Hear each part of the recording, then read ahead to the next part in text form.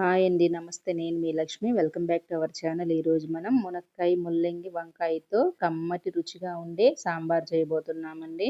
నేనైతే సాంబార్ ఇలానే చేస్తాను. ఒకవేళ మీరు ఎలా చేస్తారనేది కింద కామెంట్‌లో చెప్పండి. ఒక్కొక్కరు ఒక్కొక్కలాగా చేస్తారు గదా! ఇప్పుడు ఇది ఎలా చేయాలో తయారీ విధానం చూద్దాం. ముందుగా కుక్కర్‌లోకి ఒక గ్లాసు కందిపప్పు తీసుకునేసి వీటిల్ని శుభ్రంగా కడుక్కునేద్దాము. ఇలా కొద్దిగా నీళ్లు వేసుకునేసి పప్పుని 1, 2 సార్లు శుభ్రంగా కడుక్కునేద్దాము. ఇలా 2 సార్లు కడుక్కున్న తర్వాత ఇప్పుడు ఇందులో ఒక గ్లాసు నీళ్లు వేసుకునేద్దాము. ఒక గ్లాస్ నీళ్లు వేసుకునేసి మూత పెట్టి దీన్ని ఒక 10 నిమిషాలు పక్కన పెట్టుకునేద్దామండి. పప్పు అనేది నానితే తొందరగా ఉడుకుతుంది, టేస్టీగా ఉంటుంది.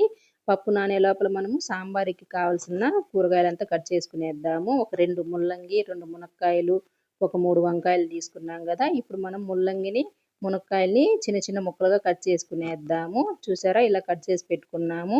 వంకాయల్ని తర్వాత కట్ చేసుకునేద్దాము. ముందుగానే కట్ చేస్తే నల్లగా అయితాయి గదా! ఇప్పుడు ఇందులో కొద్దిగా చింతపండండి. ఒక నిమ్మకాయ సైజ్ అంత ఉంటుంది. అలానే ఒక 2 మీడియం సైజు టమోటాలు. ఈ టమోటాలకి చింతపండు కరెక్ట్‌గా సరిపోతుంది. ఇప్పుడు వీటిని పక్కన పెట్టుకునేసి పప్పు నానిపోయి ఉంటుంది గదా! ఈ పప్పుని స్టవ్ మీద పెట్టుకునేద్దాము. ఇలా స్టవ్ ముట్టించుకునేసి ఒక 2, 3 విజిల్లు రానిస్తే పప్పు అనేది ఉడుకుతుందండి. ఒక 3 విజిల్లొచ్చిన తర్వాత స్టవ్ ఆఫ్ చేసుకున్నాను.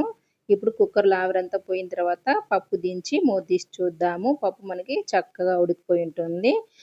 పప్పు చక్కగా ఉడికిపోయింది. ఇప్పుడు పప్పు కర్రతో మెత్తగా ఎనుపుకునేద్దాము. మనం వేసిన నీళ్ళు కూడా కరెక్ట్‌గా సరిపోయినాయి. అందుకే నేను నీళ్ళు వంచకుండా అలానే ఎనిపేస్తున్నానండి. చూసారు గదా! ఇలా మెత్తగా ఎనుపుకోవాలి. ఇప్పుడు మనం ఈ పప్పు కర్రని కొంచెం ఇట్లా నీళ్ళు వేసి కడుక్కునేసి ఈ పప్పును మొత్తం ఒక బౌల్‌లో వేసుకునేద్దాము. ఇలా గిన్నెలో వేసుకున్న తర్వాత ఇదే కుక్కర్‌లో ఇంకొద్దిగా నీళ్లు వేసుకునేసి పప్పులో వేసుకునేద్దాము. మొత్తం మనం ఒక గ్లాస్ నీళ్ళకి సగం గ్లాసే వేసినామండి. మళ్ళీ ఈ కుక్కర్‌ని కడుక్కునేసి స్టవ్ మీద పెట్టుకునేసి ఒక 4, 5 స్పూన్లు ఆయిల్ వేసుకునేద్దాము. సాంబారుకనేది కొంచెం ఆయిల్ ఎక్కువే పడుతుంది. నూనె అనేది బాగా కాగిన తర్వాత ఒక స్పూన్ ఉద్దిపప్పు ఆవాలు వేసుకునేసి ఇవి కూడా వేగిన తర్వాత ఒక ఉల్లిపాయ, ఒక 6, 7 చిన్నుల్లిపాయలు వేసుకునేద్దాము.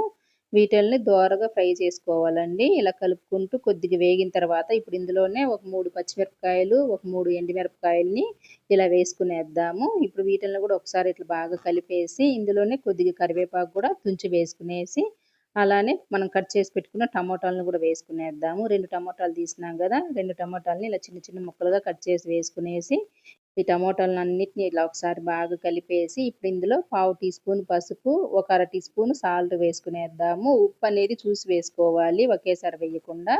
ఇప్పుడు వీటిల్ని కూడా ఒకసారి ఇలా కలిపేసి టమోటాని మధ్య మధ్యలో చూసుకుంటూ కలుపుకుంటూ ఉండాలి. టమోటా కొంచెం మగ్గేంత వరకు. ఒక 5 నిమిషాలైతే సరిపోతుంది. చూసారు గదా! మనకి టమాటా కూడా మగ్గిపోయింది. ఇప్పుడు ఇందులో ఒక అర టీ స్పూన్ మిరప్పొడి, అలానే ఒక అర టీ స్పూన్ ధనియాల పొడి, ఒక పావు టీ స్పూను వేయించిన జీలకర్ర పొడి వేసుకునేసి ఇప్పుడు దీన్నంతా ఇలా ఒకసారి బాగా కలిపేయాలి. ఈ టమోటాలు, మిరప్పొడి అంతా ఇలా కలిసిపోయేలాగా కలిపి ఇప్పుడు మనం ఇందులో కట్ చేసి పెట్టుకున్న మునక్కాయలు, ముల్లంగిలు వేసుకునేసి దీన్ని కూడా ఒకసారి ఇలా కలిపేయాలి. ఇట్లా కలిపేప్పుడు మనకి వీలుగా లేదు అనుకున్నప్పుడు మనం పప్పు రుద్ది పెట్టినాం కదా! ఇందులోంచి కొద్దిగా నీళ్లు వేసుకునేద్దాము. ఇలా కొద్దిగా నీళ్లు వేసుకుంటే మనకి కలిపేకి కూడా ఈజీగా ఉంటుంది చూడండి. ఇప్పుడు ఇందులో మనం కట్ చేసి పెట్టుకున్న వంకాయల్ని వేసుకోవాలి. వంకాయలనేది ఇలాంటి సమయంలో కట్ చేసుకోవాలండి. ముందుగానే కట్ చేసుకునేస్తే మనకి కలర్ చేంజ్ అయితాయి గదా! కాబట్టి వంకాయలనేది లేట్‌గానే కట్ చేసుకోవాలి. ఇలా అంతా కలిపేసి ఇప్పుడు కుక్కర్ మూత పెట్టేసి ఒక 2 విజిల్లు రానియ్యాలి. మరి ఎక్కువగా విజిల్లొస్తే మునక్కాయ, ముల్లంగనేది మనకి మెత్తగా పిసపిస అయిపోతుంది. ఒకవేళ మీరు గుండాంలో చేసుకునేట్టుగా అయితే గుండాంలోనే చేసుకోండి. నేను కుక్కర్‌లోనే చూపిస్తా ఉండాను. 2 విజిల్లొచ్చిన తర్వాత స్టవ్ ఆఫ్ చేసుకునేసి కుక్కర్‌లో ఆవిరంతా పోయిన తర్వాత మూత తీస్తా ఉండాను చూడండి. మనకి చక్కగా ఉడికిపోయింది గదా! ఇలా చిన్నగా మనం కలబెట్టుకునేసి ఇప్పుడు ఇందులో మనం పప్పు నీళ్ళన్నీ వేసుకునేద్దాము. పప్పు నీళ్ళు వేసుకున్న తర్వాత మళ్ళా ఒకసారి ఇంతా ఇలా కలిపేయాలి. సాంబార్ మనకి కొంచెం పలచగానే ఉండాలి గదా! ఇప్పుడు ఇందులో ఇంకొద్దిగా నీళ్ళు అంటే ఒక చెంబు నీళ్ళు తీసుకున్నాం గదండీ! అప్పుడే మనం అర గ్లాస్ వేసుకున్నాము. ఇప్పుడు అర గ్లాస్ మొత్తం ఒక చెంబు నిండా వేసుకునేసినాము. ఇప్పుడు ఇందులో చింతపండుని మెత్తగా కలిపి వేసుకునేద్దాము. చింతపండులో గూడా ఒక అర గ్లాస్ నీళ్ళు వేసుకున్నాము. మొత్తం 1:30 గ్లాస్ నీళ్ళైతే సరిపోయినాయండి సాంబార్‌కి. సాంబార్ మరీ పలచగా ఉన్నా బావుండదు, చిక్కగా ఉన్నా బావుండదు. ఇలా మీడియంగా ఉండాలి. అంతా ఒకసారి కలిపేసి ఉప్పు, కారం ఏదన్నా తగ్గినట్టు అనిపిస్తే చూసి వేసుకోండి. నాకైతే ఉప్పు తగ్గింది. ఒక స్పూన్ వేసేసి మొత్తం ఇలా కలిపేసినాను. ఉప్పు, కారం అనేది మనం తినేదాన్ని బట్టి వేసుకోవాలండి.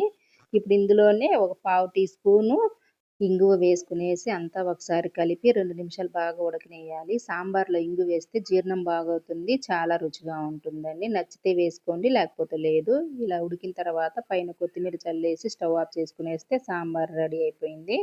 వేడి వేడి అన్నంలో తింటా ఉంటే సూపర్‌గా ఉంటుందండి. ఈ వీడియో నచ్చితే లైక్ చేయండి. ఇలాంటి మరెన్నో రెసిపీస్ కోసం మన ఛానల్‌ని సబ్స్క్రైబ్ చేసుకొని పక్కనే ఉండే బెల్ ఐకాన్‌ని క్లిక్ చేస్తే నేను పెట్టే వీడియో మీకు నోటిఫికేషన్ వస్తుంది.